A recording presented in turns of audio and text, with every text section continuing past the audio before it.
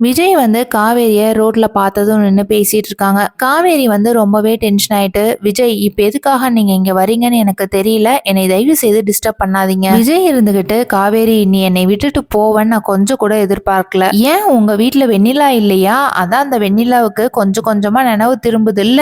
அந்த வெண்ணிலாவ கல்யாணம் பண்ணிக்கிட்டு ஜாலியா என்ஜாய் பண்ண வேண்டியதானே. எதுக்கு என் பின்னாடியே சுத்திட்டு இருக்கீங்கன்னு தான் எனக்கு தெரியல." விஜய் வந்து காவேரி கிட்ட பேசிக்கிட்டே வீட்டுக்கு வந்ததும் அங்க இருக்க ஹவுஸ் ஓனர் வந்துட்டு, "என்னப்பா பக்கத்து வீட்ல இந்த பொண்ணெல்லாம் ஃப்ரெண்ட்ஷிப் புடிச்சிருக்க போல, வந்து 2 நாள் தான் ஆகுது அதுக்குள்ள எல்லாத்தையும் ஃப்ரெண்ட்ஷிப் புடிச்சிட்ட போல" அப்படின்னு சொல்லிட்டு நக்கலா பேசிட்டு இருக்காங்க. காவேரி வந்து அங்க நிக்காம மேல வீட்டுக்கு போயிடுறாங்க. அந்த டைம்ல விஜய் வந்து ஹவுஸ் ஓனர் கிட்ட, "மாமி அது வந்து ஃப்ரெண்ட்ஷிப் இல்ல, அவ தான் என்னோட பொண்டாட்டி, நான் அவளுக்காக தான் இங்க வந்திருக்கிறேன்." ஹவுஸ் ஓனர் வந்துட்டு, "ஓ அப்படியாப்பா, அதுதானா நீ இங்க குடி வந்திருக்கிறியா? நான் அப்பவே நினைச்சேன் நீ வந்து உன்னை பார்த்தா ரிச்சான ஃபேமிலி மாதிரி தெரியுது, நீ எல்லாம் எதுக்கு இங்க குடி வந்திருக்கான்னு தான் நானும் யோசிச்சேன். ஏன்பா அவ வீட்டை சண்டை போட்டு அவங்க அம்மா வீட்டுக்கே போயிட்டாளா?" அப்படின்னு சொன்னதும் விஜய் இருந்துகிட்டு, "ஆமா மாமி, அதை ஏன் கேக்குறீங்க, அது பெரிய பிரச்சனை." "சரிப்பா விஜய், நீ எதுக்காகவும் ஃபீல் பண்ணாத, நீ நம்ம வீட்டுக்கு குடி வந்துட்டல்ல, அது போதும், நான் போயிட்டு அவங்க அம்மா கிட்ட பேசுறேன்." அப்படின்னு சொன்னதும் விஜய் இருந்துகிட்டு, "மாமி மாமி நீ எல்லா அம்மா மாதிரியும் அந்த அம்மாவை நினைச்சுக்காத, அவங்க வந்து ரொம்ப ஸ்ட்ரிக்ட்." ஹவுஸ் ஓனர்னால சாரதா மனசு மாறி விஜயும் காவேரியும் ஒன்று சேர்ந்தா நல்லா இருக்கும்னு யாரெல்லாம் நினைக்கிறீங்களோ இந்த வீடியோக்கு மறக்காம லைக் போட்டுக்கோங்க. தேங்க்யூ.